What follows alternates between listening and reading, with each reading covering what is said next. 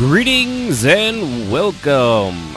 This is RPMMORadio, episode 24, Back to the Future. I'm one of your hosts, Ashton Phoenix, and of course with me, as always, are the two ladies, Sib and Jazz. Hello, ladies. Hello. Hello. How we all doing? Everybody good to be here? Everybody actually here? Everybody sane? Everybody Christmas shopping done? Don't really care. I just want it to be over. Yeah. Everybody's getting nothing for Christmas. I'm buying some people stuff. No, kids, send it back. But yeah. We're done. We're finally done. I think I sent the last Amazon order out today. So Amazon. Anything else I space need? and time. Yeah, it's going to have to be from Walmart because this was like the last day we could order anything before Christmas. So I got all the orders in, and now anything we need is going to have to come locally. I have to get something. That's where it's going to come from. And by locally, you mean from Walmart, where it was made by the hands of many, many small Chinese children. Yes. You're a monster. I know. But remember... I do still have to find something for my mother. I have no idea what I'm going to get her. Ooh. What does she like? Butterflies. Well, get her a whole bunch of Christian butterflies. stuff. Oh, yeah, Christian stuff. That's Christian impossible. stuff. Whoa. You're in the north. That's impossible to find out in where you're at. Oh, right. You can't find Christian stuff out there. This is the Midwest. Thank you very much. Yeah, I'm but in you're... hell. Technically, I consider where we're at the Midwest. Where you're at, that's the North. No, that's not the Midwest. You It's are North the South. Midwest. You are like the northern, southern. Are you Dixon, kidding? Whatever. That's not true. No, Texas takes up all the southern Midwest. They're huge. They take so like we start. Yes, we but start. You're part of that. We're southern middle Midwest. Okay. It's the middle southern, and we're kind of west of the east. We're You're south. hilarious. We're the southeast Midwest. Yeah, you're making me dizzy. Stop. For those not paying attention, neither are we. Well, Lost me. we're glad to have you, everybody here. Appreciate you all tuning in live over at twitch.tv/RPMMORadio. And if you're not listening live, you're listening to it on the podcast, and you know how you found it. So why do you need me to tell it to you? That seems stupid and redundant. So you can find that on iTunes, Google Play, Stitcher, and of course Podbean, and many, many other places because the podcast gets around. It's kind of like your mom, actually.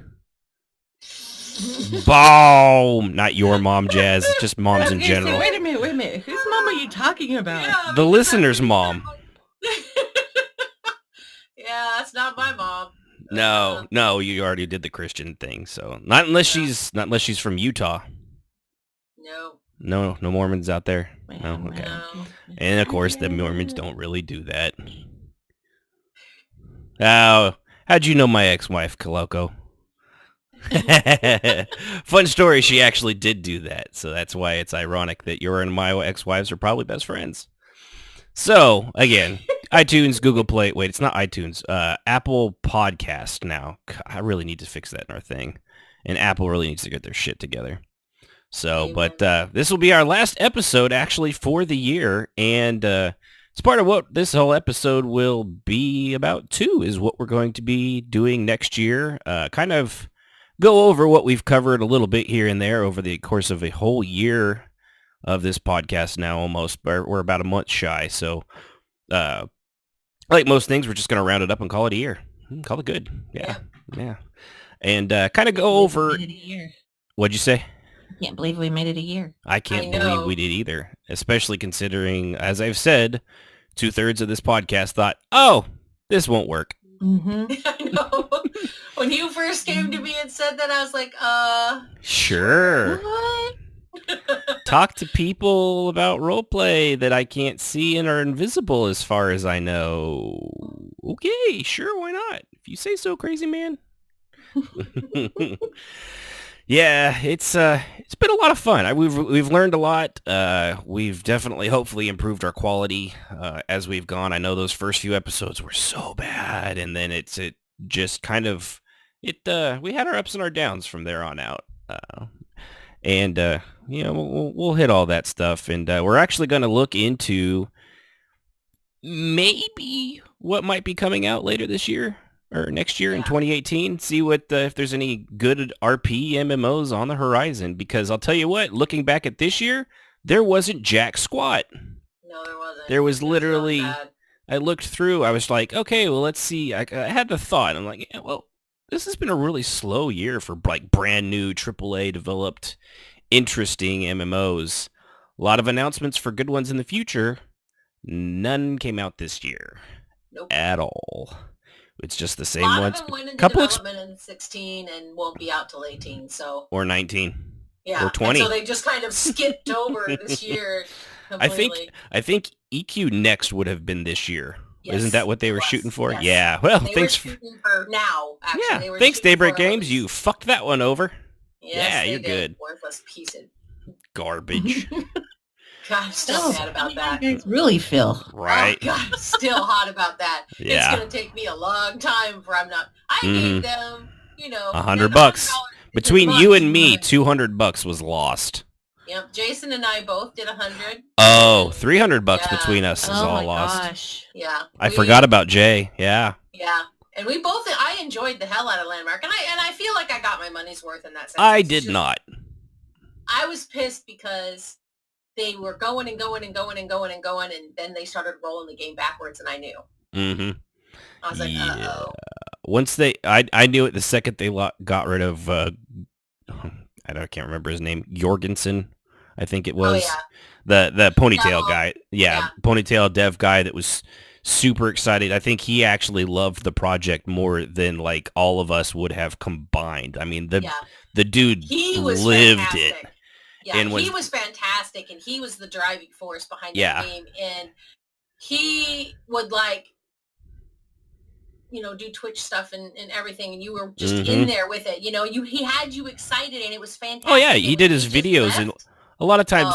oh, When it was not 3 weeks after they got bought out too. He was gone, yep. and He it left, was and like it a was week after he left, they started mutual. and they rolled back the combat, and I was Mhm. like, Uh-oh. Dun, It was a dun, while though. dun. They sucked everyone dry for a long time. Oh, before they strung people along, and then they tried to pretend like it was. Oh no, it was always going to be. Landmark was always. It's anyway. So we're still Yeah, a little bitter about it. we'll get into that stuff later. But yeah, it's we sons of bitches.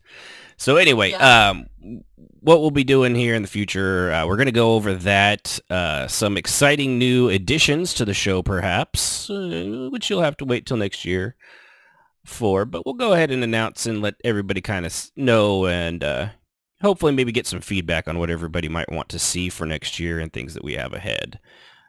So with that, you are able to call in the show if there's anything that's happened over the year that you'd like to share. If there's something coming up next year, like an MMO that you're really excited for, we've got a list of them here. Sea of Thieves, Camelot Unchained, Pantheon, Crowfall, and Ashes of Creations. They're the only ones of like any caliber that are scheduled to be out next year. Some of them I know will be, like Sea of Thieves for sure. Others, we'll see. But they're scheduled, so I'm going off of what they're claiming. I will tell you which ones I don't think will be making it after I this. can already, Yeah. Tune in at 11 to see which one of these MMOs may kill you if it's taken in too great of a volume. That'll be in half an hour. But yeah, so you can tune in.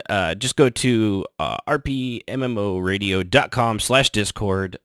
You can hop into our Discord server, go to caller waiting room, and just chill out there. And if you want to let us know what you want to talk about in the caller details section, just type it out. One of the gals will take a look, and we'll bring you on the show. We look forward to seeing, hearing anything you guys might have out there that you might be interested or looking forward to next year. I know everyone's some people probably just stick with what they're at. I always like to try new things and then realize I jumped on ship too soon and then bail back to where I was at. Yep. Did that a lot. So with that, I know this will probably be an extremely short segment because it's only been a week, which I guess we should get used to, huh? Since we're going to be doing this every really week. Should get used to that. That's what it's going to go to. Of course, the difference will be that I will have played more than a single day because I have gotten home from work exhausted and not really even. I log in, I look at all the happy people. I go to the horse trainer, train up a skill, and then I'm like, and I'm exhausted. Good night. Because post office work sucks in December. It's just terrible. And I know Sib's no better off. She's played about as much as I have. But I miss you guys. Oh, it's been rough. It's so funny, Jazz. Our show we had a couple of times ago. I was sitting there and I walked to the living room. Like, oh my God, there's nobody on. Oh my God, the game is ending. Mike, what are we going to do? Where are we going to go? The game is ending. He looks at me and goes, it's the holidays. And I just started giggling and walked off. Asshole. She knew I'd fall for it too. Mm-hmm. And I did. Because she's an ass. And I was tired. I was all sprawled out on the chair. Anyway. So anyway, what have we been doing in roleplay? I did a small training exercise on Monday for the servants of the temple because there's a little spot somewhere in Shadastula where when you click on it, it flings your ass into the air. And I get a kick out of that. So, and as it turned out, you can do it before, during, and after you finish the quest. No matter when you go there, it always works. So I thought, training exercise where they have to learn to slow down and stop their descent, or either with magic. One of them with magic. One of them was learning how to tuck and roll, and the other one was doing both of either one of them while being shot at, which was fun. Nice. So, and a lot of times, when we do those training exercises and things like that, we kind of do dice rolls. But on this one, I didn't want to do that. I wanted, I was like, you guys know, give people a shot to like freeform their thing. They had 3 separate ways and, 3 separate opportunities rather to do that, and give everybody a chance to be creative. Try to come up with something special. And that was actually what Travala was saying. Improvisation and imagination is key in battle and being able to think on the fly. So, this is, one of the guys is like, what happens if you can't use magic? She's, you better learn to tuck and roll real quick, son. Yeah. He actually does. I thought it was pretty good too. He actually arrowed his character so that he landed on one of those little spongy trampoline mushroom things. Uh-huh. And so he did that as his way of not like splatting into the ground. I was like, hey, that was actually pretty creative, pretty impressive. So, and everyone seemed to have a good time. It was, it was kind of funny watching a bunch of people in gold armor fling themselves into the air like 3 stories and then, land crashing to the ground. But, people definitely, some of them were creative. Some of them kind of, they knew their characters. Some of them failed flat out because that's what they wanted to do, and their characters are still learning. Others, were like Spider-Man, which is also perfectly fine. And, then with the firing squad one was a lot of fun because I let one of the other people, Lilel, the commander now, she likes shooting at people in character. She's also sick and twisted. So, we just let her fire, shoot at everybody and see how they reacted to it. It was a lot of fun. I enjoyed it. And, how many soul gems were used during practice? Not nearly as many as I had hoped, but probably more than should have been for professional soldiers. Dear Kavikin asks in the chat. But no, it was a lot of fun, and I logged off almost immediately after that because I was exhausted. That was Monday, which is our worst day right now. I think I think I literally got home at like 7 and it was at 8. It was, ouch. Yeah, I was like, oh, but that was the other great part of it. It might've been partially why I didn't want to do rolls. It's also because I didn't feel like keeping track of all that shit. And I was like, you know what? Yeah. Let's test them. Let's see how well everybody does freeform. And that way I could just set it up and let it take care of itself. Yep. And it worked out nicely. But, so you got anything, Jazz? Well, I've been battling a headache all week. Ooh, So, a week-long Ugh. headache? I always have a headache, but this one Yeah. has been rather persistent in its higher level and bordering on migraine, which blossomed into a migraine Thursday. You realize those Light and headaches are sound. called children, right? They have names. We actually, you named them. Yes, I did. Okay. So anyway, I've been staying out of voice, which always limits my socialization level, Mm-hmm. because I can't talk to anybody, and a lot of people talk rather than role play, so it can be very frustrating when you're not in voice. Yeah, Um, that's why I but can't do both.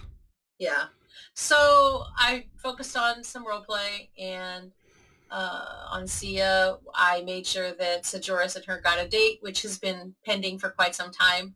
Just roleplay always comes first, and so having Mhm. one-on-one roleplay, we finally got some time to just go do that. Plus, we had the new holiday stuff come out. Oh And yeah, I so, saw that. So I've been running around doing that. And I'm entering into that because it's going to be slow and because there's a lot of people who are really busy right now. I'm throwing myself into the game to stay busy. So, yeah. Yeah. Keep yourself kind of from... Yeah. So I just stay busy, and we've had some roleplay setbacks for some of the people that I roleplay with. I Sealy, not OO Sealy. How do you mean like that? Well, like one of the characters that I roleplay with, his girlfriend, I Sealy, is not going to be around, and kind of gave him a Dear John, I've got to go, bye-bye, I'll be back later, maybe sometime. So there's been a separation of that roleplay, and his character, of course, is in the doldrums, and which, it's still important to play, and he will, but it's weird because my character obviously doesn't really know what happened, even though I know what happened. So it's been interesting to maneuver around that, and while she's trying to figure out why he's being so glum, because he's her teacher and she knows him pretty well. So that's been kind of interesting to bop around because she doesn't know what happened yet. Actually, she does. We did that RP the other night, so now she does know. And of course, her first reaction was, "So do you want me to kill her?" Where do you want her stabbed, and how badly do you want her stabbed there? And he's like, "Sia, no." She was like, "Oh, do you want someone else to kill her?" No, no killing. Oh, you like Farah? She's your friend. Well, yes. You're no fun. Yeah. She was like, "I know she's my friend. I'm just asking a question. I'm asking for a friend." Right. So, yeah. So that's Sia in a nutshell. And spending a lot more time on Kia because I've been doing a lot of guild stuff, getting characters in, RPing in, and so that's a lot of time on my main. And I've also been working on her achievements and gathering up achievements and working on stuff. So it's been kind of a lot of little things and nothing really monumental, but certainly enjoyable. Yeah. Yeah, and those little things, they build up, though. That's the whole thing. Yeah. Yeah. So I stay busy every time I log in. It's not like I'm bored. It's just a lot of little stuff, and nothing earth-shaking or, character-wise amazing. Just general daily stuff. Yeah, and don't worry, Veckin. The being a slow typer is fine, but yeah, there is a video. There's a video delay of about 5 to 10, maybe 15 seconds between what we say and what you actually guys see and hear. So your typing might be a little off, but we get the point. You're all right. You're all right. So what about you, Sib? You have anything to report? Let's see. I did log in. I can't remember what day, but I kind of went to Rift and just kind of hung out on a couple different characters. Didn't really get any RP, but I watched some RP. I watched some people take it. This guy had a pet troll, or was it a goblin? A pet goblin. Goblin, yeah. And they drug him out. So I kind of sit there and watched that. It was kind of funny. But really, other than that, and it was I saw there was another group in there whenever that was happening, and one of the characters called the people dragging the goblin out Hmm. on metagaming because she walked up to the goblin and grabbed him, and she's like, "Hey, that's metagaming," Oh, yeah. and the girl, I mean, she had a point because she did that, and whoever was playing the goblin went with it. Yeah. So they were like, no, you can't do that. So she's like, well, I'm just going to roll with it. Yeah. Okay. What can you do? If they're Yeah. going to play along, then Yeah, if the person owns the thing. I wondered if they knew, it was like a, if it was maybe them just playing with each other. yeah, that's what I thought, or it was like scripted role play, Could something be. they had planned out. So, but no, that's about my extent. Yeah, you've been in about as much as I have, just on a different day. Yeah, and I'm still dealing with family matters, so I Yeah. haven't had a lot of time to log in. I'm hoping tomorrow I'll get to log in and play some. Yeah. Yay! I know. I'm like, yay too. Yeah, it's just been that's kind of why we're doing the show as last episode in the middle of the month, because then there's next week is Christmas, and then after that is New Year's. It's just Woo, Christmas! just be glad when it's over. Just because it's gonna be done with. Right. Oh, I just want the holidays over with so much. And I'm the Christmas person because we've made 8-bit Christmas characters to go in the lawn, and they're like say about 2 to 3 foot tall. I mean, we've got Mario, Link. Yeah. We've got like an 8-foot tall 8-bit tree we made, and I love this time of year, but for some reason I just cannot. I'm having such a hard time, just getting in that Christmas spirit. But I think today it hit, so I'm like, woo, let's do this. I'm still good. Yeah, I'm planning for dinner and trying to get everything done, and I've got to now paint some things because the boys bought gifts that they have to actually create. So they're going to have to do that this week before Christmas gets here. So that'll be, things I have to do because obviously I have to be there when they're doing it or there'll be paint everywhere. So I have to be out there and make sure that they don't do something annoying. Yeah. Paint the house. Paint the house. Right. Yeah. No. No. But yeah, that works. I mean, it's been a rough. This time of year is just tough. It's always rough. So especially for roleplay, because I've noticed there's lots less. It's the holiday lull. There's a lot less people on everywhere. A lot of people have gone home. A lot of people that RP on a regular basis are students who are in their dorms or in their apartments, and they go home for Christmas. Once finals are over, they vanish, and so you have this lull of people who won't be back till January. Oh no, it's dying. The game is dying, you guys. Yeah. Oh yes. You're failing guilds everywhere. Going away. Oh, yes. People are leaving the game. Cats and dogs living together, mass hysteria. That's right. Yes, but all right. Well, I think that's about that for everything we got there. So we'll go ahead and all we got left here is to talk about what's coming up. So we'll go ahead and do a word from our sponsor. The last one this year, actually. Looking for a new MMO? Boy, do we got a doozy of a deal for you. Here at Ralph's massively discounted MMORPG Emporium. We got the latest and the greatest and the bestest and the brightest online thingies you young folks love to play. Look at this one here. This one here is the Matrix Online. Ooh, that's a good one right there. This here game, you can be like that there Keanu Reeves and do all the kind of like ninja flips and kung fu grips in this here game. When it came out, it were out like for $60.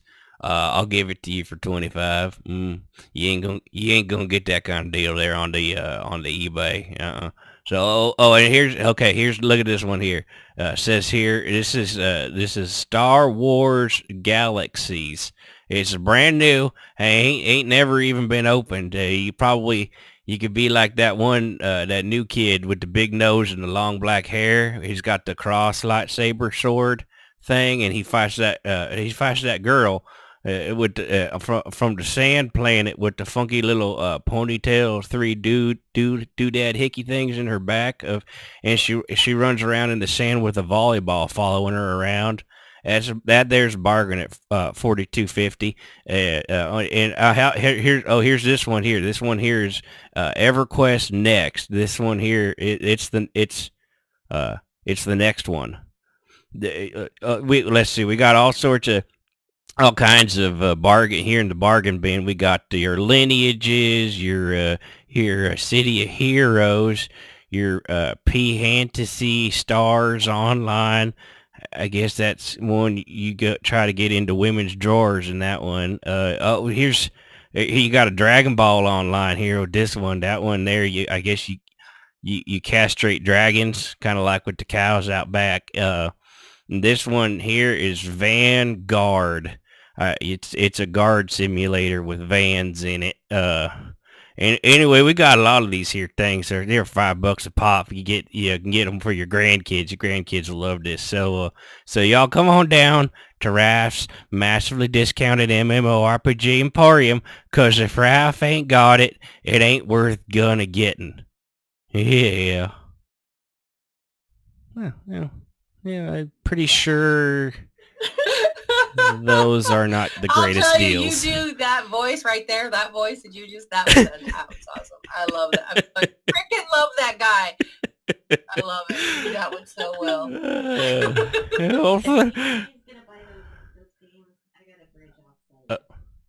For some reason, oh shit. It looks like we lost Discord there for a second. Uh-oh. Oh, there you are. Okay. Hello? Hello. There you guys go. I don't... Yay! Something happened on my end over here. I don't know what happened. So what'd you say, Sib? I said, if you guys buy those games, I've got a bridge I'll sell you. Right. Yeah. Seriously. The Vanguard. Vanguard. Now, thank you for saying how pretty my voice is, Jazz, you know. Oh, heavens above. Now, what's the name of the character that gets Gomer Pyle, right? Is that who you're... I actually don't. It's just my redneck voice. It's... Oh. That might be a little bit... I never really watched it. Sound like Gomer Pyle. Is it Gomer Pyle? Okay. Yeah. Boo, doggy. Like, yeah, right there with the. Yeah, see, I knew it. I knew it was from something. I honestly do the voice, and I can't remember what it's from. So yeah. Well, thank you for saying how pretty I am, Jazz. I just want you to know that when I'm watching you sleep at night, I think you're pretty too. Oh my goodness. By the way, didn't get creepy at all just now. By the way, your window is just a little dirty. You need to clean them off. I cleaned on the outside. You need to clean off the inside so I can see better. Channeling my neighbors right there. That's not creepy at all. No, not at all. Hold on, let me get my banjo. You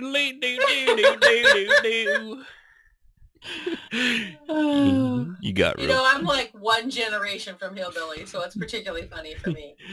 You got real pretty ears. It reminds me of my dog. Oh dear God. Okay, what's the next topic? Next. It just got creepy. Yeah. Oh, I gotta stop doing it too because I have to smile big to do that when my face is starting to hurt. All right. So your face hurts me too. Shut up, woman. Watch you while you sleep too. Run away. So, all right, let's see what we got here. Gonna go ahead and kind of look over the things we've done over this last year. You guys chime in if there's anything that comes to mind that was Gals. Yeah.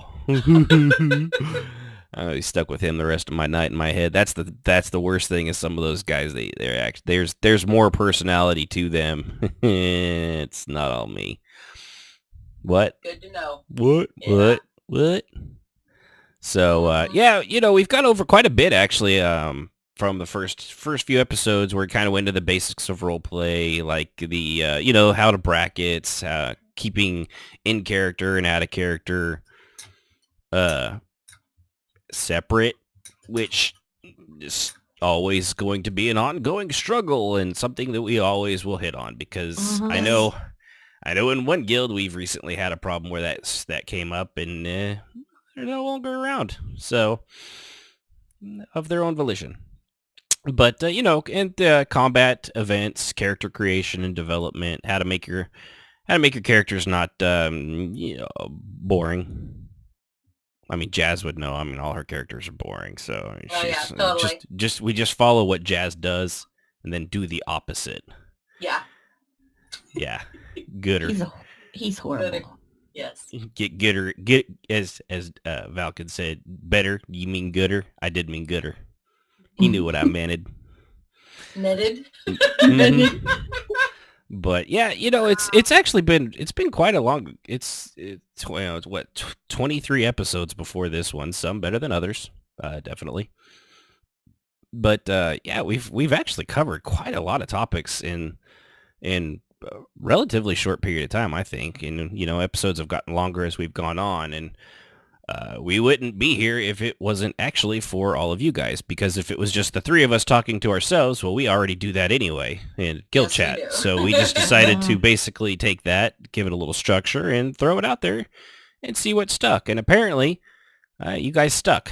I don't know why, but you did. And we do appreciate that. Yes, we do. Yes.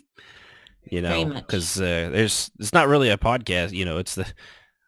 Is it really a podcast if there's nobody listening?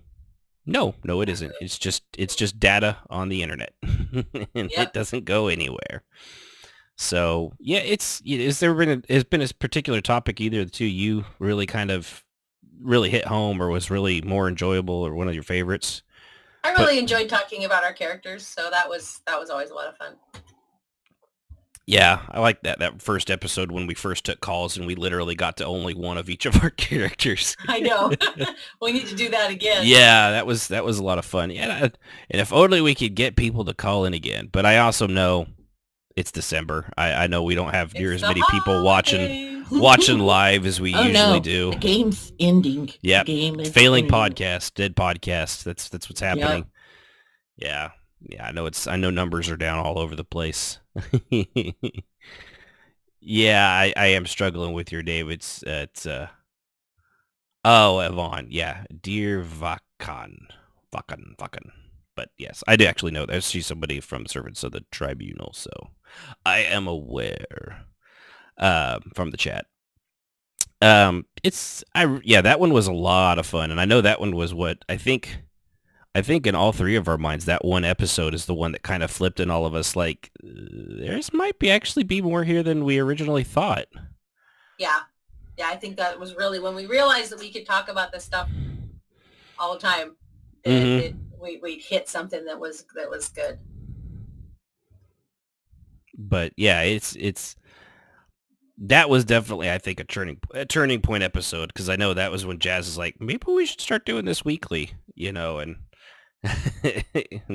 we had 4 or 5 people then, which of course you can call in live if you'd like to at RPMMORadio.com/Discord. Go to the caller waiting room. Just throwing it out there. But yeah, that was a great episode. I also actually, you know what, the last one about clicks was actually pretty good too. I really enjoyed that. Yeah, it was.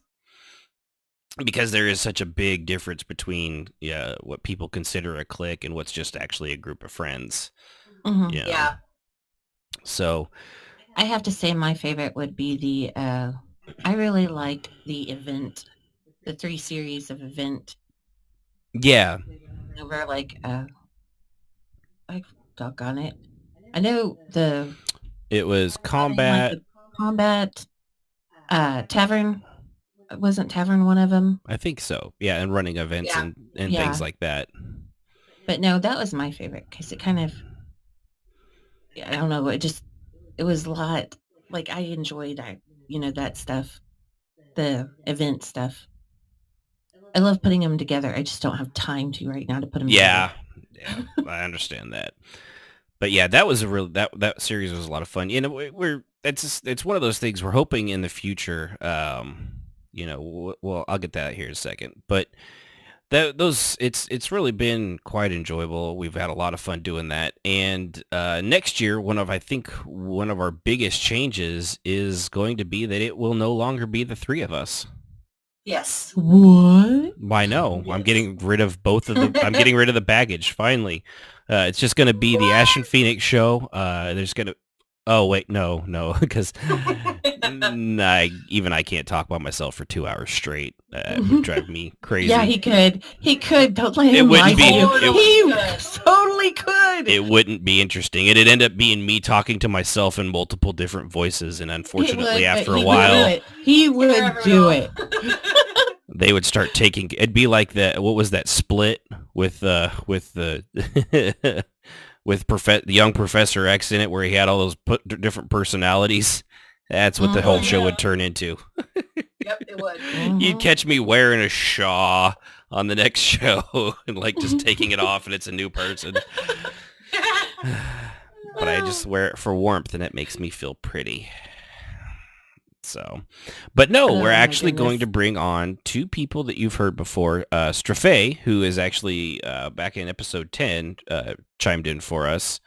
He's an old friend of ours. He's good. He's a good guy, funny, and I'm probably going to say it wrong. He said it was Keshmis, who is Roger from Servants of the Temple, is going to join us next year. The two of them are going to be two extra hosts for the show, so we will have a total of 5.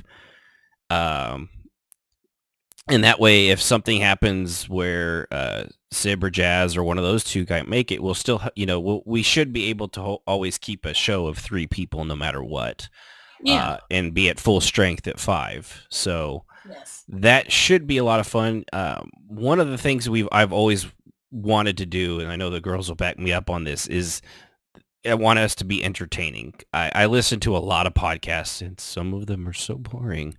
And they really have no inflection or interest in, or they do that horrible fake, good morning, this is 109.9, the big cheese, whack, whack, that kind of. What was the last part again? Whack, Wow. Quack, quack. Yeah.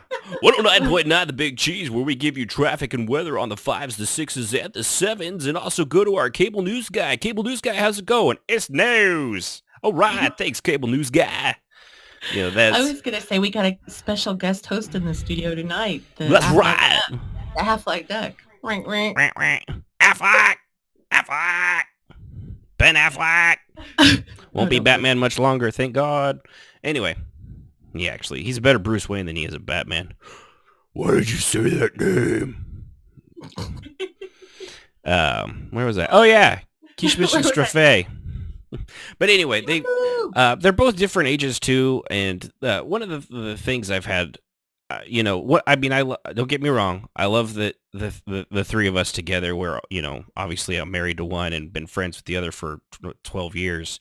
And you have been married to her in game. Yeah, and I've been married to her in game, so Jesus, I really screwed myself. But one of the problems I have is we really do kind of all think we think very much alike when it comes to role play, so it's hard to have a lot of counterpoint discourse when, like, I help Sib become a role player, so of course she's going to think similar along the lines of I do, and Jazz and I have been friends so long. I mean, obviously we have to have a pretty similar viewpoint, and while Kishmis and Strafe also have a very close viewpoint to the way we think, with 5 people, there's always going to be subtle differences. And the nuances themselves should make it very interesting. And it will become a lot more like, the 3 of us, we've had not necessarily disagreements, but different viewpoints and different ways of looking at things. But when you bring 5 people, it's a lot more obvious and a lot more apparent. Mm-hmm. And that's, and also those guys can give a joke as well as they can take one. So it should be far more entertaining. That's actually part of why Kishmas called in on the last show, just to see. He was a little gun shy, which is understandable. You know, there could be potentially hundreds, thousands of people that might hear him. What? Right. You mean like? Yeah. Wait a minute. Okay, I Not gotta go. just the 5 or 6 people in their basement, which you 5 and 6 people, we do appreciate you. We love you. Hi, Mom. No, I'm kidding. My mom wouldn't listen to this show. She doesn't role play. Oh God, I hope she. Oh, there's an area I don't want to go to. Anyway, so yeah, they've got a totally different brand of humor too. I know we had a lot of fun when Strafe was here when Sib had to go for baseball stuff. So it should be a really good dynamic. I'm really looking forward to seeing how the 5 of us play off each other. Hopefully it won't be just another wet fart, and because that would suck. Charming. What? I'm just saying, sometimes it depends. Oh. Oh God. Dun-dun-dun. Oh. So one of the other things I'm hoping to do too, especially since we'll be going weekly, is seeking out and talking to people about RP from different MMOs that we actually don't play, because we are pretty much all in ESO. Even when it comes to all the 5 of us, Roger plays ESO, Strafe's in ESO. He plays a few other things. I think he's doing the Star Wars Galaxies emulator thing as well as maybe Classic. He might be doing Project 1999 on EverQuest as well. But still, it's nothing like the Old Republic, BDO, WoW, FF14, Lord of the Rings Online, or The Secret World. So I'm going to start actually actively looking for people that we might be able to bring to the show, just to talk to them about different, RP across the different MMOs. So outside of things that you, as an ESO player or a WoW player or something else, may not be very familiar with, we can kind of get an insight into what it's like over there. And, you never know. You might find another home sometime. Then again, you might not, but at least it'll be interesting. And I'm always fascinated by the way different games gestate role play, I guess, how it grows and how it forms, Yeah. Like, I know I'd love to get someone, I don't know if it's still going on, Jazz, you've played it more recently than I did, but like Guild Wars 2, those people that were playing as though they were the leaders of the factions and things like the nobles and stuff. Yeah. Like, if they're still doing that, which I assume if there's people role-playing in there, they probably are, I'd love to bend their ear to some of them and see how it is that they get themselves, what process they had to do to set themselves up in a position of authority like that. Because, of course, as we've said, that authority is only granted because other role players play along. Yes. Mm-hmm. It's not like, in the real world where, like, you're elected to a Senate seat because you did all this work, that work, paid off this guy, maybe had to, pay off somebody else that you slapped their ass a couple times, or pretended to grab their chest on an airplane. Franken. Al Franken. Yeah, photographic evidence is always a bad thing. But anyway, it's just, how do you do that? I've kind of done that with the guilds we're in, and Jazz, you have too, but that's as a guild leader. As guild leader, it's obvious. It's like, that's what you do. The people are joining the guild, and they're like, yeah, well, you're the guild leader. But to have a community be like, yeah, well, you're the noble of whatever. How do you get to that point? I don't know. I've never done it. I've never been interested to do it myself, but I am interested to find out how it happens.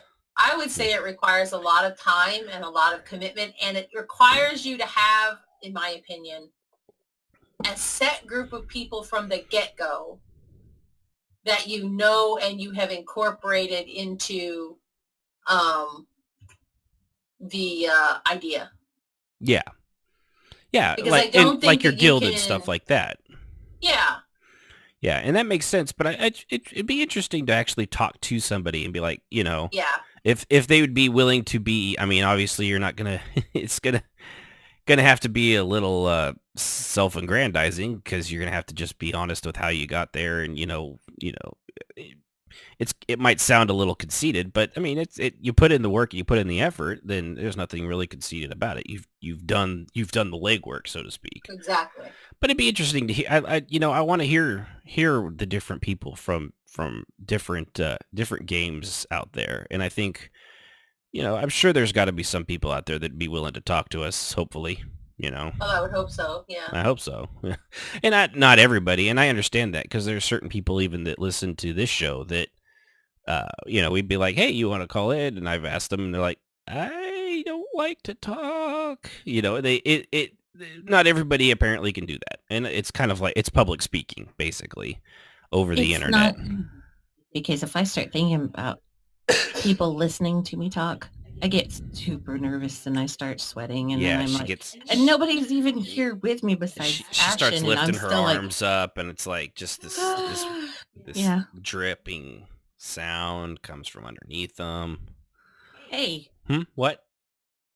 Stop telling my secrets. She sweats a lot. She's very sweaty. Very, very sweaty. No.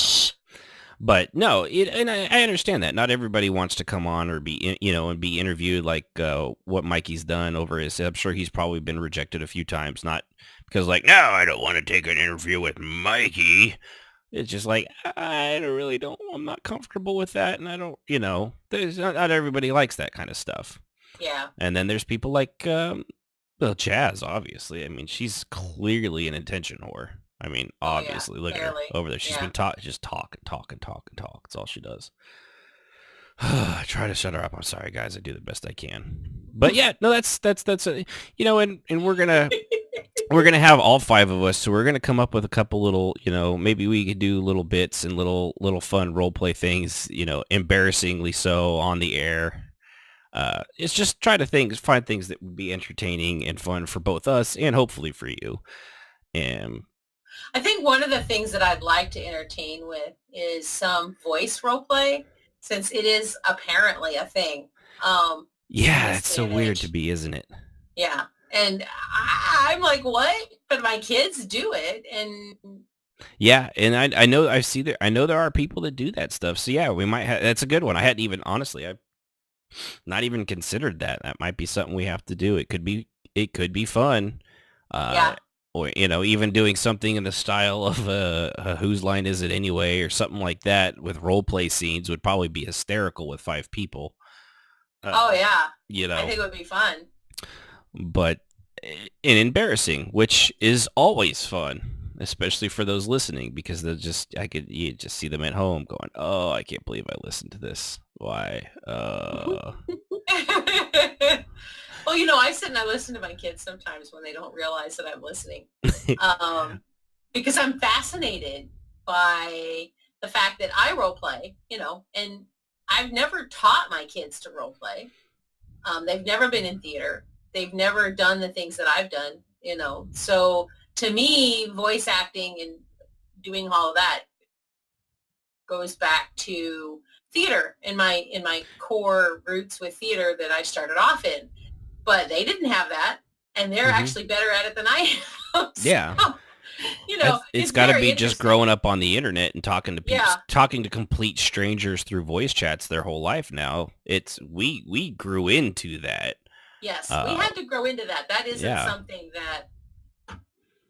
Yeah, and I still don't. I can't even be out of character in a voice chat and role playing in the game. I literally don't have the brain capacity to do both.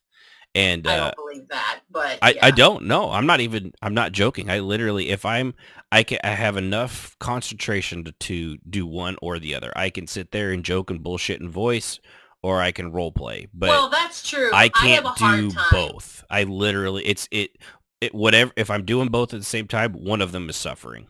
Yes, exactly. And it's usually I'm the the same role way. play. I agree. I agree. I think that's true. It's just why when I'm in serious role play, I will simply extricate myself from voice, or I'll put myself on mute, because when I role play, and this is the funny part, and this is part of it why I want to explore it, when I'm role playing, I am voicing it. Oh, you say it out loud? I say a lot of stuff that I type out loud because I want to make sure it doesn't sound stupid. You know what's funny? When I do emotes, like I'll do if I'm emoting a gesture, I'll do the gesture first to like make sure I'm, as anybody looking on the camera, you can see me doing my hand. So like if I roll my hand, I'm like, okay, rolls the hand. Let me answer a question here real quick. Okay. Vakin was asking, when it comes to talking about role play, will you guys be taking questions about role play help, or would you do that? Would you already do that? And yes, actually, that's one of the things. If anybody out there has needs role play help or has questions about that, just send it into the show or ask it live while we're. If you don't want to be in voice, then you could just ask in the chat. She just did, and we'll do our best. Every situation's a little different. We might all have a different opinion on how something might go, but no, that's actually one of the things we've always been more than happy to do is help people. Just get, more confidence and more knowledge you get, the better off role play is. It's just kind of how it goes. So yeah, role play help is something we've always wanted to do. Whether it be you can ask it live. Yes, you just have to go to the caller waiting room, and we'll bring you on, and you can ask or comment on whatever you want before we hit up our next thing. Like a message on Discord if you're on Discord.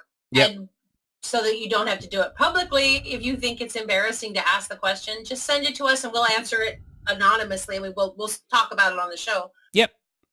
We had a question. This is the question. This is the answer. So, I mean, there's obviously lots of ways to answer someone's questions to help people with role play, or to just encourage them, or give them an answer on building story if they need help with that, et cetera, et cetera, et cetera. Yeah. Yeah. Mm-hmm. Yeah. And if you want it to be anonymous, you can, like she said, just send us a tell, do the email, and just be like, hey, I have the question, but I don't want you to say who this is from. And yes, and chat's fine too. You could just ask in there. And that's perfectly fine for anybody else out there listening. If it's not in the next hour, it's going to have to wait till next year. But yeah, that is something we're always willing to do. We have quite a bit of knowledge experience between the three of us, soon to be the five of us next year. So if we don't have some kind of an answer for you, boy, are you in a world of hurt. Not doing this podcast. That's right. I mean, because that's the thing when it comes to role play. Like, how many times have we seen somebody, they get themselves in a situation and they're like, I can't get myself out of it. It's like, yeah, go ahead. Just type out your questions, and you can do them both at the same time, and we'll get to them as soon as we get to it. I think it's pretty safe to say that in the 12 years that we've been doing this in MMOs, and the 10 years that I ran a roleplay guild, I've heard every question imaginable, and I'm not going to make fun of you. I'm going to say this is what I've experienced, and this is the situation. Always willing to help. Always willing to... No. We'll definitely make fun of a lot of things, but somebody with an honest questioning, I'm not gonna tease you too hard on that. I mean, if it's, I'm gonna notice he said too hard. Too hard. I'm always gonna tease. I'm not gonna lie. I'm a teaser. If I'm not teasing you, it's probably because I don't like you. There's a lot of people at work, for example, that I don't tease because I don't like them and I don't want to have anything to do with them, and just talking to them makes the bad part of me want to come out, which is mouthy, disrespectful, and often cruel. And trust me, I basically learned how to role play from these two, and there was a few others, but I wouldn't know what I was doing if it wasn't for these two. They have basically raised me into the role playing community. I mean, because I wouldn't know what I was doing. I didn't even know it existed until I started, until I met Ashton, and then I met Jazz. Mm-hmm. Had no clue that this world existed. Also, if you're familiar with our website, you need to go read her writing. Poke, poke, poke, poke, because it's fantastic. Sib is amazing. And please go read her writings because she's really very, very good. And Well, she so are doesn't like you. to toot her own horn. So, So are you guys. Yeah. thank you. But you I- are amazing, and you don't toot your own horn enough, and you are very shy. So I'm going to embarrass you a little bit and say that it's awesome. I'm bright red right now. Thank you. Mhm. I won't even tell you the story when I first tried to get her just to post it on your own forums, Jez. The waffling would have made like the International House of Pancakes go, damn! It wasn't that bad. Oh, I yes, don't know. it You was. even asked me. You were like, "Would it be okay?" It's like it's called a role play forum for a reason. Yeah, So like just the post your stomach story. twisting knots and wanting to throw up once she hit okay. And yeah.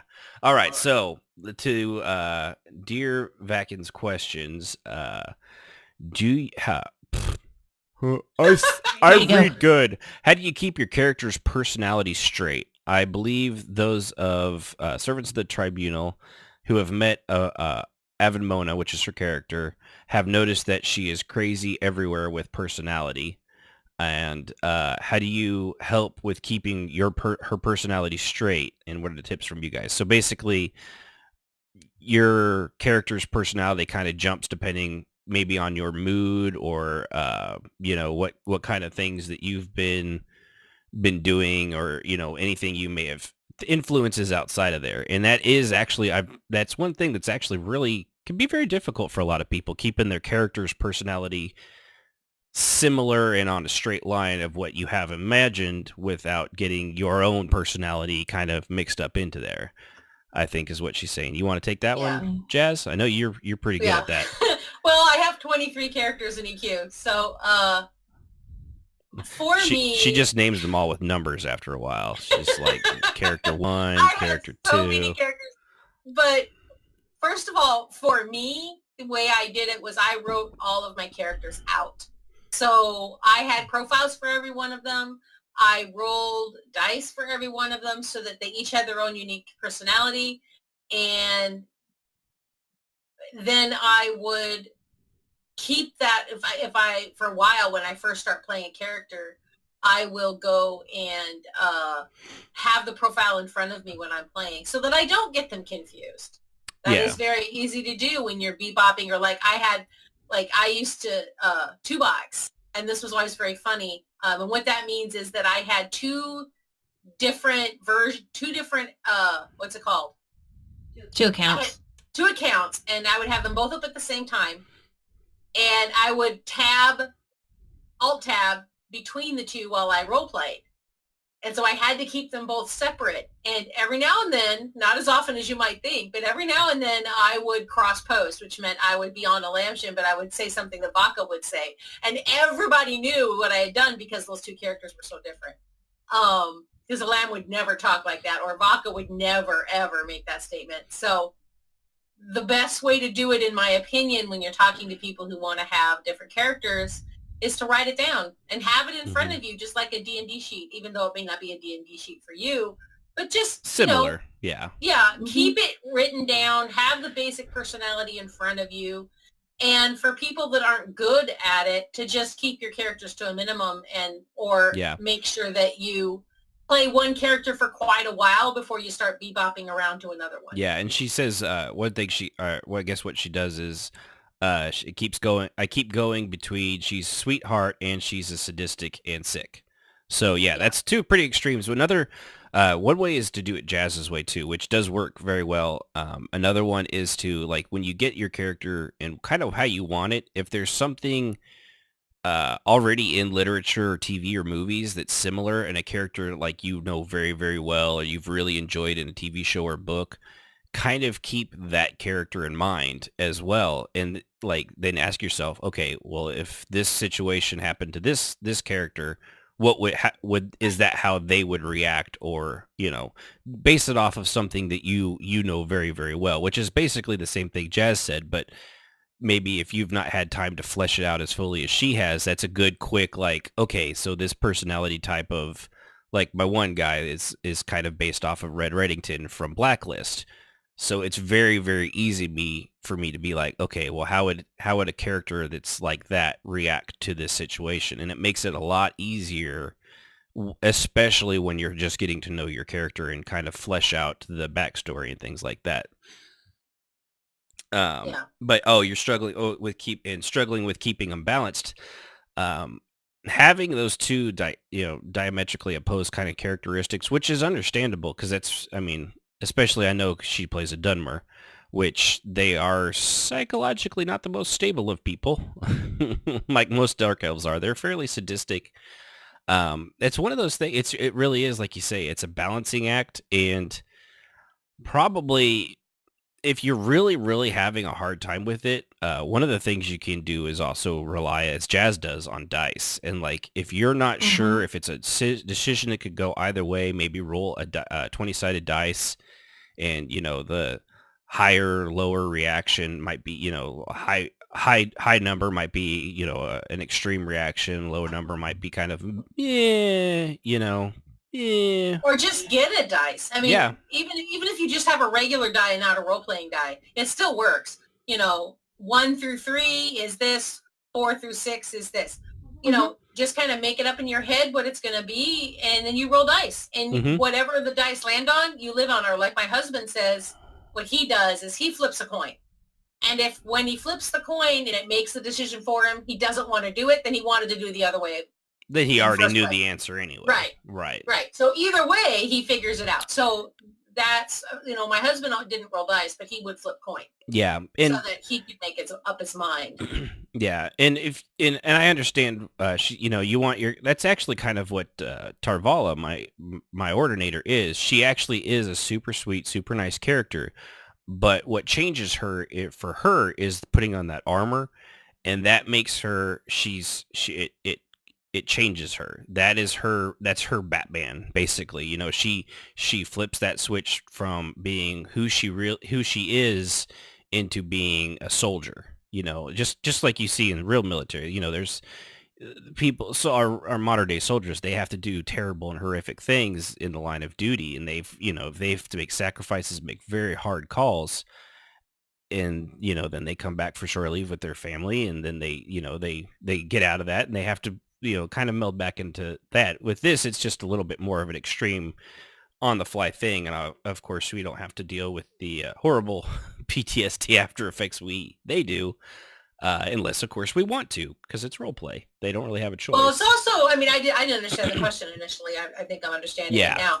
When you have characters that have diametrically opposed characteristics, it probably would help if you had a reason why. So like he said, he puts on his armor and that changes him. So it's really important for you to understand why that happens. You need to have a reason, not just I want my character to have this. Then you also need to sit down and figure out why they have it, what causes it, what changes it, what makes it happen. That makes it easier to play, because if you understand why, then it's easier to actually formulate action. Yeah, you have to.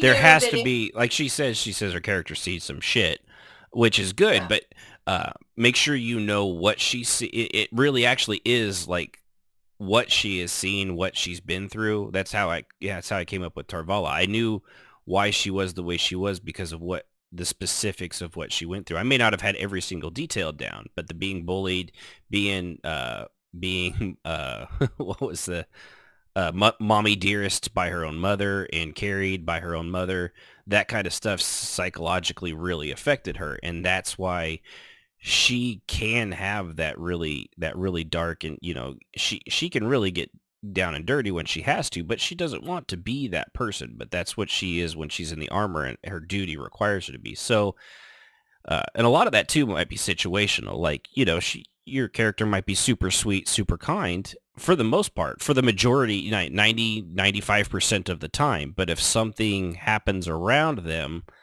that might be when that kind of flip switches. But even then, sometimes you've got to depends on the character. If they're like Jazz's characters tend to be cold and calculating, they might hold on to that for later and brood on that and let that boil and fester and come to the surface later, but not right at that moment, because it would give it away. Right. Like Vaka had triggers. So I knew the moment somebody said some certain things or did certain things, it would cause a certain set of behavior patterns from Vaka. which was hard because I don't do those things. But like if she gave you an order and you decided at that moment in front of everybody to say, oh, but when I was with you alone, you didn't want me to do this, but now you want me to do this? Right. Don't ever embarrass her or try to challenge her in front of people. It will end badly. Yeah, it did, yeah. Yes, always. Because then I had to roll, and I had to roll with a +3, which meant that no matter what I rolled, it was going to be bad. Yeah. Yeah. So hopefully that answers a few of the questions for that. And yeah, we always welcome questions. Anything we can do to help. Hopefully that'll give you at least a little idea, at least something to chew on. Yeah, just let us know if can't hurt. The only stupid questions or dumb ones. Is that the saying, Jess? Sib? No, dear. Is that no? Are you sure? I'm pretty sure. Sorry. No. You know what? I'm just gonna go with it. So, but all right, let's go ahead and hit up a few things of the upcoming. I looked for a few of them. You will notice that on this list is not Conan Exiles because, according to their very front page, Conan Exiles is not an MMO. It is a survival game. So that will not be included on this. Dong sliders or not. Tit sliders, which they're trying to get into Xbox Live for some reason. I don't know. They actually tried. I saw an article on a nudity patch for Xbox One. I was like, huh. Yeah, no problem. We're always happy to help. Always, yeah. So first on this list, and I don't know how many of these you guys may have seen. I know you're probably aware of many of them, even if you've not seen them. The one of them that I know for a fact will be out next year is called Sea of Thieves. Have either of you two heard of that one yet? Yeah, I have. Yeah. No. Well, you don't count. It's been posted in our little group on It's Facebook. it's done by Rare, which for those that don't know, Rare are the ones that did back in the day. They did like the Donkey Kong Country, Perfect Dark, things like that. They've done so many games over the years. They're a great company, and they've been working almost exclusively on this, and it's been in production for years. It'll be coming to PC and Xbox One. Didn't see anything on PS4. I think it's just exclusive to those two. I think they're the ones that have Microsoft's the ones that put the money into it. But it's basically a pirate game. You'll have treasure, looting, pirate ship battles on the sea. You can actually board the other ships. Supposed to have a lot of user-created content and things like that. If you look at the videos, it is kind of a cartoony look to it. But from everybody I've heard that has played this, from at like the IGNs and the Gamerscapes and Game Informer, people that go to the E3 and the PAXs that have actually gotten their hands on this, the only thing every single one of them says is that they are dying to play more of it. And That's they only awesome. get like 10 or 15 minutes, and like they just, some of them get up to like an hour, and they just like, they're like, we can't even put into words why this is fun, but I want it so bad, so that's pretty high praise too, because not knowing why you're having fun, but you just know that when you let go, you're like, I really want to keep playing. It's not something we get in a lot of games these days. Yeah, no, it's not. Like I said, the style's a bit on the cartoony side, but it's actually very detailed. The ship-to-ship combat, like, they had, you can fire cannons at each other. You can actually board the other ship and take it over and fight, PvP and stuff like that. There's also treasure hunts and exploration and towns like you would see out of Pirates of the Caribbean. I forget what port of, I don't remember what it was called. Things like that. It's pirate. It's a fucking pirate game. I mean, if you don't know what kind of basically everything you would expect out of a pirate game, supposedly this game allows you to do. So, it's supposed to run really clean. It's really smooth. Will it be able to be RP'd? I honestly don't know. But if there's a chat and people that like pirates, I know they'll find a way. I mean, if we could role play in, the Old Republic and some of those other games around the horrible chat filters that they implied on us, I know we can figure it out. Oh yeah. But I'm interested in playing it myself. I don't know if I would role play in it, but just seeing it and all the reviews and stuff not reviews because it's not out yet, but I'm really curious to give it a try. I don't know if is pirating something you two would be up for ever. Is that a little out of your wheelhouses? I don't know. No, I don't have a problem with that. I think that it sounds interesting, if nothing else. Yeah. And it depends on the world. And the part with user created content, that's like one of their main features. I don't know exactly how they mean that. They're still very tight-lipped on a lot of it, but just going off what people say about it, it sounds pretty promising. And it will actually be out next year because it has taken so long, and they've made sure that they always get it nice and cleaned up before they do it. The next one is Camelot Unchained, which for you old timers might remember Dark Age of Camelot, which was one of the first MMOs to allow you to wear capes. Yeah, capes. That used to be a big deal. It was a big deal. I remember when EQ got capes. When EQ2 finally got them, it was a big deal because it wasn't at launch. And they did such a horrible job. Yeah, they were like awful. Stiff little... Well, the thing is with Dark Age of Camelot, they were... the ones in EverQuest 2 were way better. Because the Dark Age of Camelot was basically like a giant polygon that was just stiff, and it was like having cardboard taped to your shoulders back and forth when you would wiggle. It was a very early game. It came out a little after... It came out between EQ and EQ2, though. That's why. But Camelot Unchained is a spiritual successor. It's not actually even though they're... Because nobody's copyrighted the term Camelot, so they can still use that. But right. It's not directly done, I think, by the exact same people, maybe a few of them, as Dark Age of Camelot was. There's a bit of footage out there. The alpha footage is... it's alpha footage, so it's okay. It's not groundbreaking. It's not something that would make me rush out to want to get it like right now, like some of the ones we will have later would kind of make you want to do. But again, alpha. Though I know everyone's like, oh, you can't judge a game based on the alpha. Jazz, how many times have we heard that? Oh, God. And then when the game comes out, you're like, oh, yeah, this is exactly what the alpha showed. So this is pretty much exactly what we could have done. Yeah. Sorry, I had to take a drink. Exactly. Yeah, so, it is, like I said, it's alpha footage. It still might be, they're claiming it's going to be out this year. I would assume that if it is, it's going to be at the very end of the year. But I honestly, I doubt it. I would almost say 2019, but that's just my opinion. It's not the best looking MMO.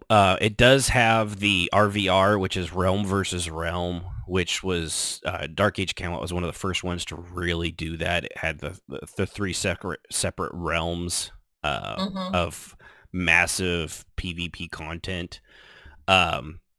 It takes place in a world recovering so much of I guess some big calamity or something happened. So the world's recovering, and much of the content will be about reclaiming the world from after that disaster. They are promising no real world money cash shops, and so we'll see. And they also claim that people will have to earn their levels. There'll be no fast forwarding and things like that, like most of the MMOs are doing these days. Says that. I know. But the thing is, I always take it with a grain of salt, but with the way things are going with the loot boxes right now, and the blowback that so many players, there was just Rift. Oh, okay. So let's talk about Rift for a second. You guys hear about the $100 loot box Rift put in? What? Yeah. Remember Rift? I'll give you guys a moment because most of you probably don't. I remember. I played Rift. Oh, yeah. I did too. Yeah, yeah. So for $99.99, and we don't have this. I looked into this one good. It's not even on our thing. It just popped into my head. $99.99. You can get a single loot box with That's one item in it. one And- item. What? And that one item will be one of 42 possible mounts. Okay. One of them's a giant squirrel. So for $100, you too could have one of 42 different mounts.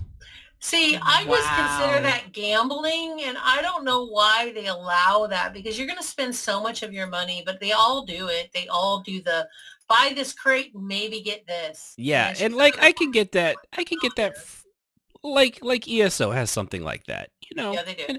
and they're a couple bucks. You could do, what is it, $40 and get 15, or Yeah. is it 30 or $40 depending on whatever you get, and you can get 15 of them, and you could get some really good mounts in that. $100 for literally one random mount is Yeah. absolutely ridiculous. And especially the thing that's they're so blind to the fact of how these loot box things are going right now with what EA did, and then they did it again with I think with FIFA or something like that, or one of their other games. It's ridiculous.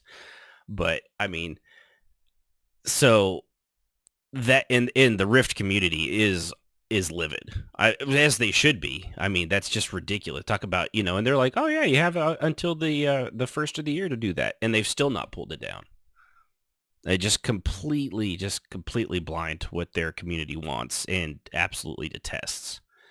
I honestly, I don't know how you could get away with that. So things like that are making me think perhaps some of the future developers are looking at, they see the writing on the wall. They know that they're not going to be able to rely on these loot crate things much longer. So it's real easy for somebody that doesn't have a game coming out for a year to be like, oh yeah, and we're not going to have this because at that time it's going to be illegal anyway, so it doesn't cost us anything to Yeah. say it, I really think eventually it will be, because it is essentially gambling, and unless you're going to make sure that your clients that are buying it are 18. And you're also encouraging, because gambling can be such a problem for some people, and they can blow, so much money on that nonsense.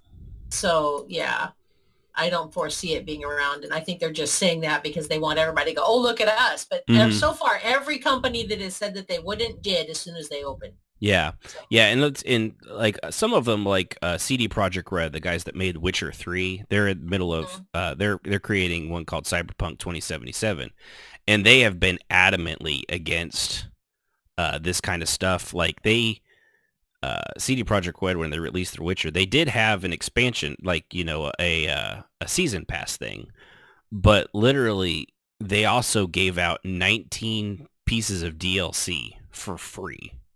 Like, it's just part of the game. And I'm a huge fan of Witcher 3, by the way, and CD Projekt Red. But the expansion stuff that they released was completely story-based, completely voice-acted.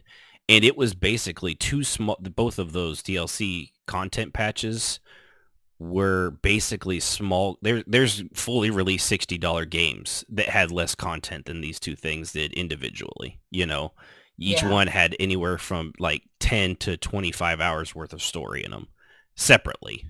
That's amazing. They're a great company, and they came out and like, yeah, this loot box thing is bullshit. I think their underhanded comment was, we'll leave loot boxes to the competition. Yeah. It's like, oh, that's why I love you guys so much. Oh, yes, and Port of Tortuga. Thank you, Koloko. And they actually had a question. With some of the new games coming out, is there a deal killer for any of you? For example, gender-locked classes. No matter how good the game looks, a female-only rogue class or a male-only archer class is a deal killer. That's ridiculous. That would just make me mad. That and Black Desert Online does that. Yeah, that just pisses me off. It's probably one of the reasons I didn't play that. And open world PvP, you can't opt out of. I don't want that, and I'm not going to play that. So I will never play a game. AOC was like that, and initially, and then they made it a lot more restrictive.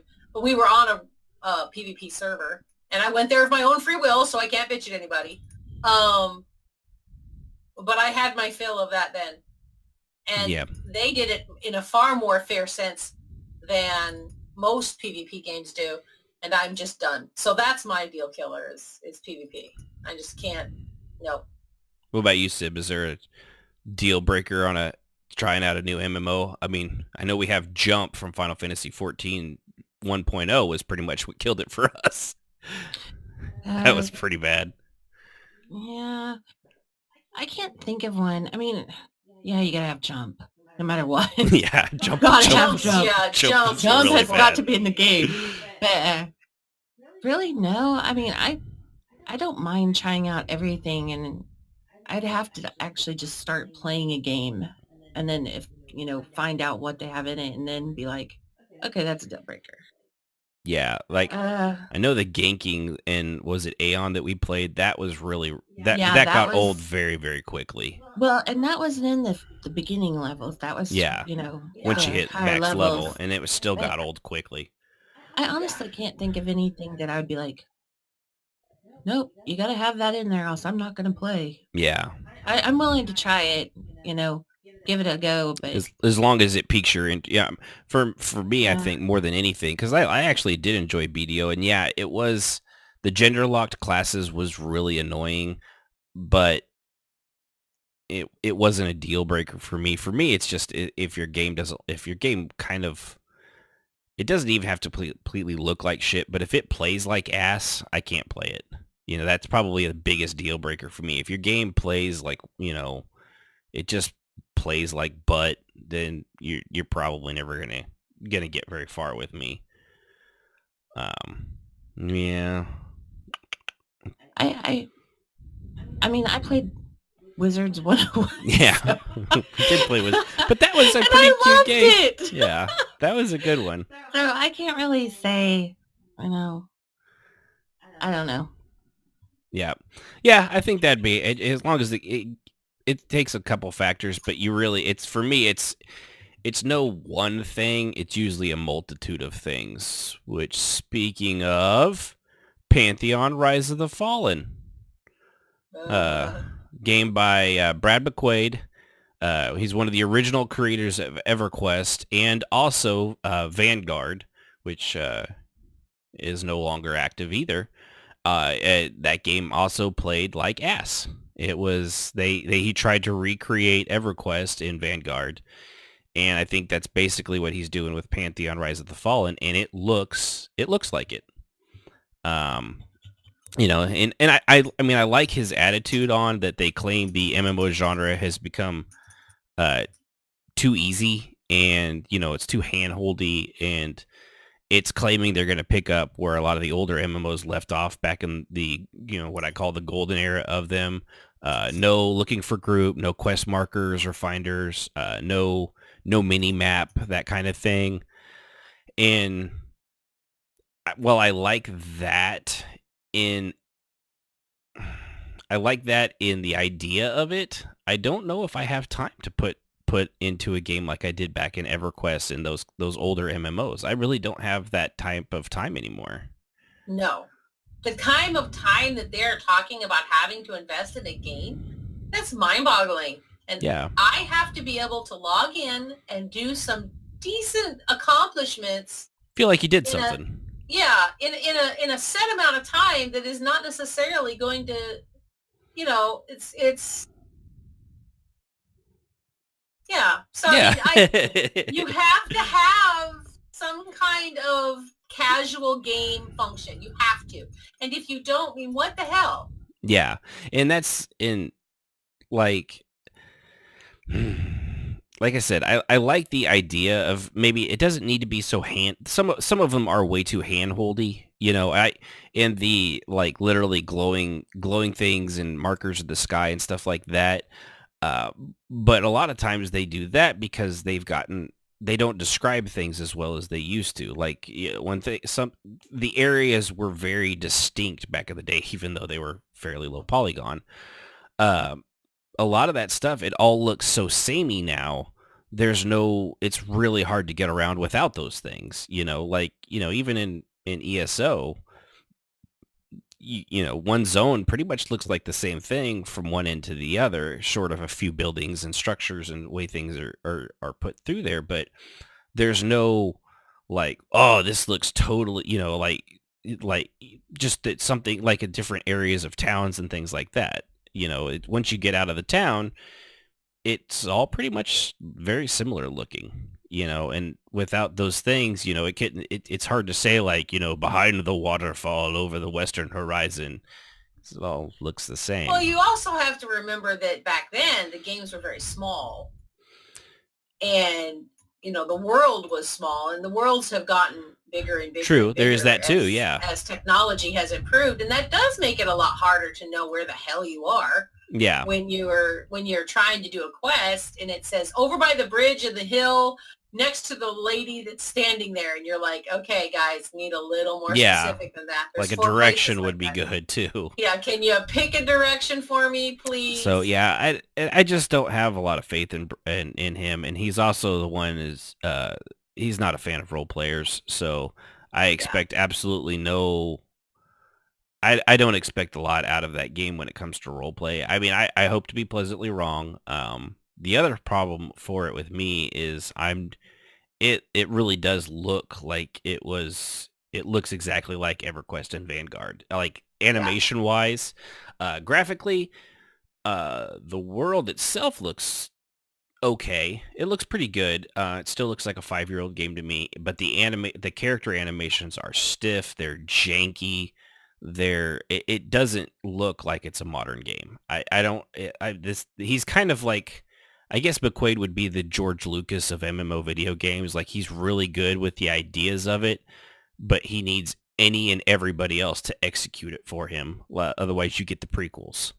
Yeah, exactly. You get the prequel trilogy all over again. Sure, he admits that he's a terrible writer, and he only had a few good movies as a director. But you know what? I'm going to do all these on my own. You just admitted that you're only good at so much, and yet you're going to still do everything. Okay, well, Jar Jar Binks it is. So, and again, and this game is not even alpha; it's pre-alpha. So, I mean, that very well could change. But I'm not going off of Vanguard, Vanguard never looked. It was always janky. It never looked good. Yeah, and it was always super janky. But and the role player thing, maybe he'll change his mind. That was the deal killer for me. I'm sorry. Yeah. When you go on not a podcast, but you know what I mean. When you go on and you were interviewed and you say role players suck, they're stupid, we don't need them, and I'm not going to pay any attention to it whatsoever. Mm-hmm. Okay, well, see you later, buddy. Have a good time. I give him points for being honest. Yeah, I would prefer him be honest. That's how a lot of them look at it, but that doesn't change the fact that if that's how little you regard all the goodness that our peers do, then, we're the first to arrive and the last to leave. Yeah. And if that we're like Marines. Then Roleplay Marines. Yeah, well, and there are some that do really. Koji Fox from Final Fantasy XIV. He's their lead story guy, and he actually likes. The reason he loves the roleplay community is because they pay attention to the shit he writes. They appreciate the effort that he puts into it. Now, the rest of the game might be struggling and the content stuff, but the lore of the Final Fantasy XIV world is really good. I really enjoy it. Like I do with most Final Fantasy games. And Koji Fox is supposed to be a really cool dude. He really likes what he does and things like that. So you have some of them, but with McQuaid's attitude on role players, I have to wonder with Pantheon, I mean, what lore are they even going to bother with lore, or is it just something just to throw in there? Because if you think your raiders give a shit about the lore for the most part, yeah, I'm sure some of them will find it interesting, but they're not going to go into it and really think about it and dig into it and appreciate it the way, say, the roleplay community would, which needs to learn it so that they don't, I don't know, bring vampires or halflings into something that doesn't exist. Yeah. So Well, I mean, all we can do is see. I know there are several people. We know a few of them that are super excited for Pantheon. I mean, honestly, for their sake, I hope we're completely wrong, and that I am absolutely mistaken. I would rather be wrong and have a couple good MMOs come out than be right and just have another steaming pile of shit that we've been getting for the last 3 years, basically. Just plop down in our lap all over again, just steamy and sort of soaking through. Yeah. Just, yeah, because that's what we've been getting. Another one is supposed to be next year. I've given this one 50-50 because it is a Kickstarter game. It's called Crowfall. Oh, I've seen some of that. I've actually looked at it myself. It seems very interesting. It was so interesting, I actually gave them $35 for Kickstart. Nice. I kickstarted their project. Your wife over there is going, what? I didn't hear about this. Over a year ago. But what got me interested was, and I actually did tell it to you at the time, you're just like, okay. If you say so. No, I don't think so. No. But what they're looking to do is create a Game of Thrones style politics and intrigue system within an MMO. So which means factions fight it out, excuse me, not just through combat and stuff like that, but apparently through, I don't know, whatever political system they may have, where you can actually slowly, like the kingdoms can claim and reclaim, kind of like they did back in, just like they do in Game of Thrones series, or like they did back in the medieval times where, the Germanic hordes would go into, Rome, and then Rome would push them back, and, that kind of give and take, just with more politics, I guess, and not just completely combat. It's got a really unique art style to it. It's kind of a blend of a cartoonish realism. It's very, very stylized. And supposedly, it's going to be really PvP focused. Yes.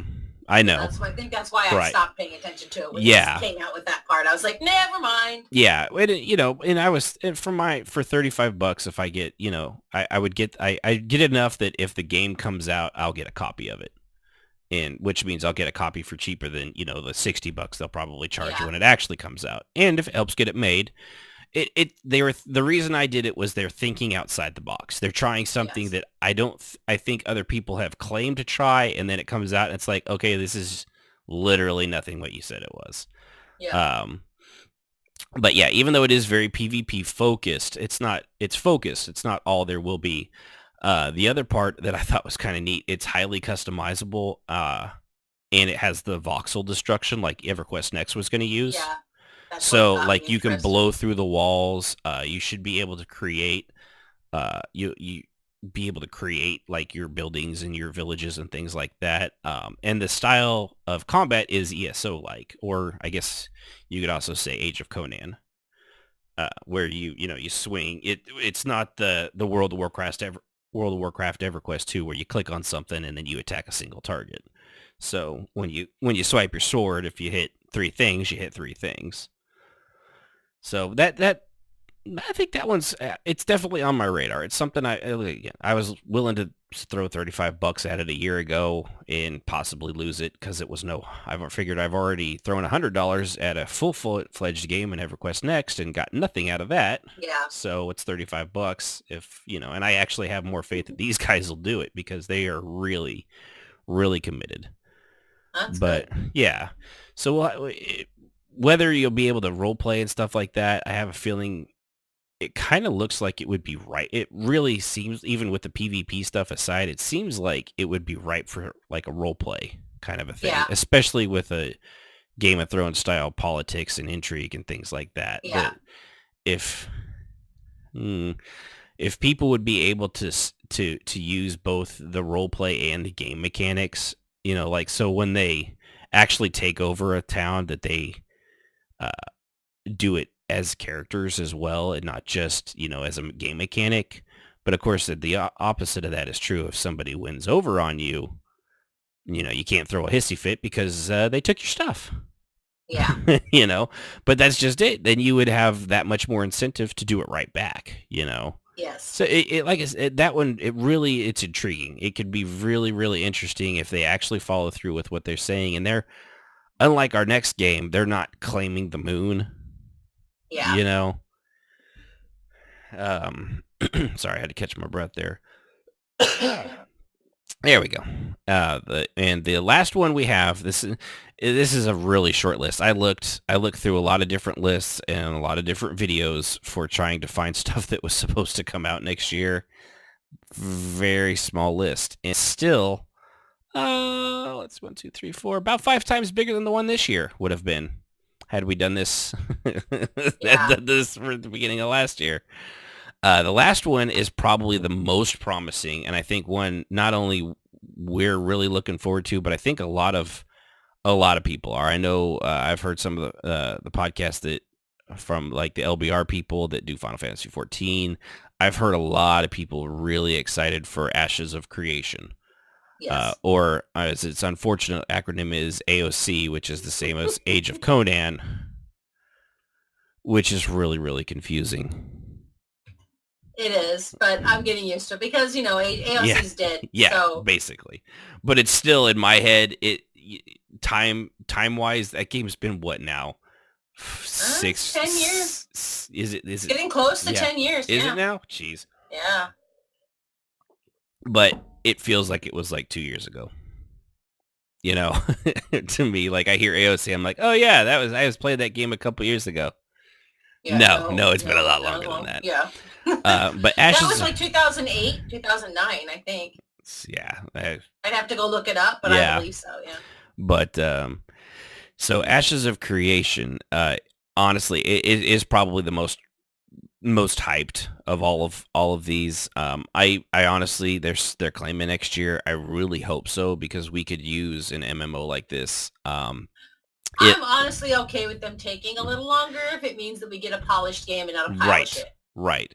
Because just as it is in the alpha footage, it looks fantastic. I mean, if you're going off of looks alone, this game looks amazing. It's better than anything that I've spoken of previously, and it probably looks better than anything that's currently out right now in the MMO market. And I would include the Asian MMOs in that too, because those are always very pretty to look at, not a lot of fun to play. Yeah,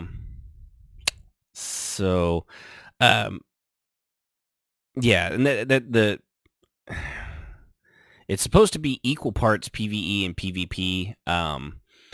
There's still a lot not known about it, of course, because they're kind of keeping it hat, but they really have promised a lot. Like it's going to have a lot of PvE, a lot of PvP. The character classes and things like that are supposed to be really, really good. Huge amount of classes. Yeah. Huge amount of classes. Yeah, I don't even remember what the number was, but I thought it was, I want to say it was 15 plus.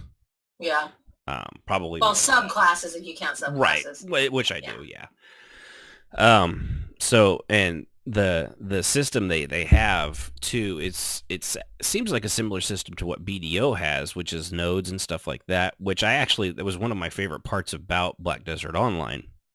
But what this nodes in this one is, you can use them to take territories, and you can basically, the longer you have it, it will turn it to a camp, to a village, to a town, to cities and things like that. The game is supposed to be extremely customizable, so that you can actually literally build your own kind of house and decorate and do all the stuff that Sib likes to do inside a house. It's going to have player housing. Not like, it sounds more like Star Wars Galaxies. I was going to say, it sounded like Galaxies where it's in world. It's real world spaces taken, and it's not instance like everything else, Final Fantasy, ESO, EverQuest, where you go to one door and a list pops up and there's like 4,000 people living in that one little apartment. So that's, and the give and take. It actually has, it seems like it might have a somewhat similar system to Camelot Unchained, where like various areas can be taken over by other factions and things like that, so that might be your house isn't always, you might have a problem with that, but I'm not exactly sure on that either, because it seems to have come up kind of both ways. But really, I mean, if you've not taken a look at Ashes of Creations, they got some amazing footage out there. It's definitely worth a look-see. It really is the one I'm most excited and hopeful for. It's basically the only one I'm actually hyped up for, and and again, it's not full hype. Yeah, we've tried full hype before, and it always burns you. Yeah. So I'm reservedly hyped. Yeah, so it's excuse me. Cough right into the microphone. That's a good one. There you go. Yeah, just get there. Yeah, all that right there. That's nice and juicy. You can hear the juice. Hear the juice. Oh, stop. Juice. You make me gag. Stop. Oh my God, stop it. You're right. She's one of those people you can audibly make throw up just by pretending to. Yes, I don't but I can make people get physically ill just by talking about certain things, and it doesn't bother me in the least. Yeah. So it's just one of those we things. did that on an episode once, but I know how to stop you. I'm taking off my headset. Stop it. But no, it really does hit Ashes of Creation. It hits all the things that it really hits it hits a lot of the stuff that we in our own episode on what we would want in an MMO hits. It's got the player housing, it's got customization, it's got PvE and PvP. So you can get a hybrid. I'm sure it'll have the dungeons and gear progression. It looks good, so your characters don't look like muddled ass. Or in the even for alpha.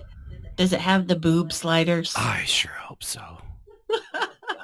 That's a deal killer if it doesn't have the boob sliders. It almost is for Jazz. Actually, because I want to make my boobs on my character as small as humanly freaking possible. I want to be blacked out with both eyes. Dolly Parton. You would. Yes, you would. I think any guy would. If I can't suffocate them in them, then that's not good enough. Good Lord. Those. I'll take famous titties for $500, Alex. Oh, God. Dolly Parton. Sorry. He's just bad. He is.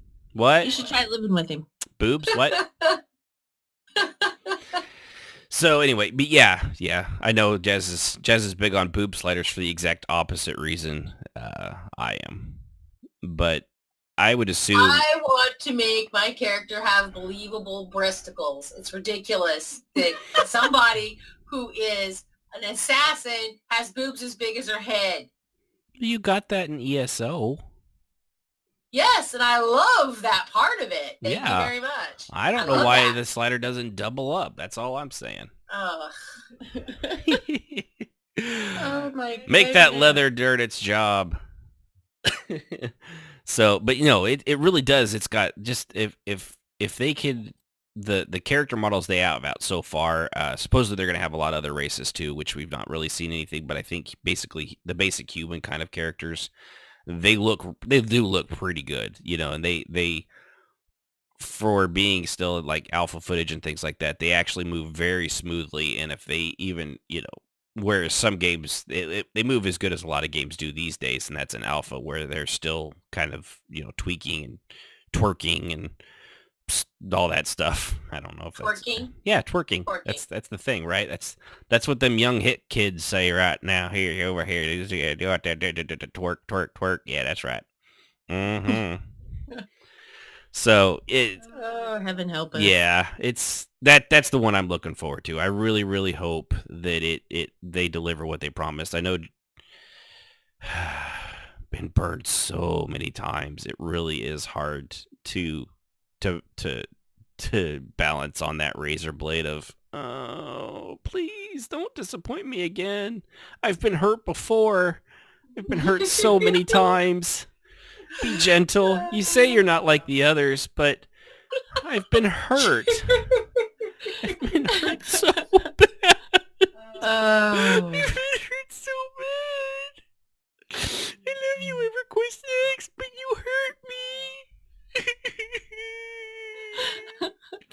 There are days I don't know how you do it.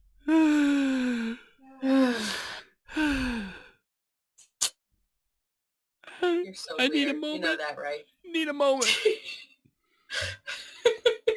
I promised myself I wouldn't cry.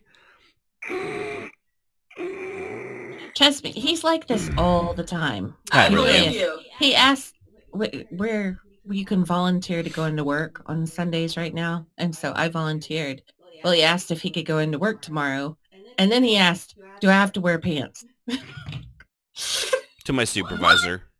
Yeah. What did your supervisor say? She just stared at bust me. out laughing. Oh my god. She stared for a moment and then laughed. I was like, well, I meant like, pajama pants. I mean, I'm not wearing pants, What was so obviously. That's funny? my day off. One of the other carriers was walking by, and she stops, and she looks him up and down. I'm like, that's right, baby. All this could be Oh, God. yours if the Oh, price God. is right. Oh my god. Yeah, so he's like this all the time. All the time. Thank I'm God the sorry. post office doesn't have an HR department. That's all I'm saying. Government bureaucracy at its best. Woo, unions. It's too hard to fire me. No. No, I actually am pretty good overall. But I really did ask that. It'd be my day off. Why should I not be able to wear what I want? Nope. Those uniforms. We don't have uniforms. We're rural carriers. We just Oh. wear regular clothes. Oh, well, that's nice. Yeah. But we are required to wear pants. That's Damn the FYI. man. Damn, man. That's right. Pants are just a socio-geological construct. Is that I use that right, Jazz? No. Okay, I used it. I nailed it. Yeah, No. nailed it. Not even close. Socio-geological construct. That's exactly what it was. It's a construct of Social construct. no. There's got to be a geological in there because the Earth, Mother Earth, No. is geologically. No. That's where my pants come from. Is Earth. Mm-hmm. I don't even know what to say to that. Denim. I can just imagine him wearing like some sod pants. These are from Mother Earth. They're all me, babe. The only problem with sod pants is all the goddamn goats. And the worms. Don't forget the They'll- worms. They'll chew you a new asshole, like right through it. Oh my god. Really? Ah. You got that. Goats eat grass. The goats eat anything. Be careful with your man bits, dude. Oh, I'm married. I don't have those anymore. Oh my goodness. He is all yours, babe. Mhm. Well, that's all the MMOs we actually had. It's a rather anemic list, and honestly, I don't think half of them will probably even be out next year. I'm just going off of what they claimed, and as all developers are really good at doing that, especially in MMOs, not so much. I really just mostly I know Sea of Thieves for sure. I'm hoping for Ashes of Creation. Crowfall, I've already bought, so when it comes out, it comes out. And the other two, don't really give a shit about. You've already bought Crowfall? Yeah, I did the That's the Kickstarter. one Oh, yeah, okay. Yeah, I was like, wait a minute. she really doesn't honestly listen to the show, guys. She's just basically tunes in and out. I mean, I'm just a warm body sitting in a chair. I'll be honest. I'm talking half the time, and even I'm only kind of partially here most of the time. Hey, it's the Christmas season. I have an excuse. Yeah. You do. A She's built-in one. drunk and she's Indian and No, she's my Irish. Oh my gosh. You need No. to stop. She's Irish Indian. She never had a chance. You're just lucky she's conscious right now. You know, To any Irish Indians out there I may have offended, don't worry, you'll forget about it when you wake up tomorrow. oh my god. So, this our cue to about wrap up the show for the year? Yeah, I think that's a good note to end the show on. That's All right. a good place to stop there, yeah. Yeah. Before it gets worse. Right, yeah, and it will. So, listen, guys, hopefully we got some good stuff coming up ahead. Really looking forward to next year, and we're going to have a discussion between the 5 of us now. Scheduling 3 people was already kind of a bitch at times. Scheduling 5, we're just going to have to try to pick which Saturday or Sunday is best for everybody. Oops, someone's got a message. And we'll have to go from there. So it'll still be during the weekend. It'll be Saturday or Sunday. We just don't know exactly when yet. Yeah. It just depends on when the 5 of us can often get the most of us around. So we will let you know when that happens. And of course, appreciate everybody for tuning in. You can always visit us at www.rpmmradio.com, add a /Discord if you want to join our Discord server and chat with us in or out of the show, as a couple people have done. And I will say, Twitch is kind of lunky for me. I don't know if it was for everybody else, but mine, I don't know why, but mine, I was having issues with it. You mean the video Anybody streaming else? part of it? Just my whole Twitch was just really weird. Twitchy? Yeah. Been wanting to say that for a month. Thank you for giving me that on a platter before our live. And You're welcome. I almost ended the show before we got that out, and I apologize for not having ended it sooner. This is why we need other people to stop things like that from happening. I'm afraid this is only going to get worse. Yeah. For sure. This should be fun. It'll be fun. It'll be fun. We're going to have a blast. Yes. They just need to know who's in charge, and that's me and Jet. Yep. Mm-hmm. You're going to have to assert your authority. right. Trust me, we will. 2 snaps down, baby. Cleavage. Okay, we'll do whatever you want. That's all it takes. We're not sexist, just cleavage. That's all it took. Anyway, so visit us there.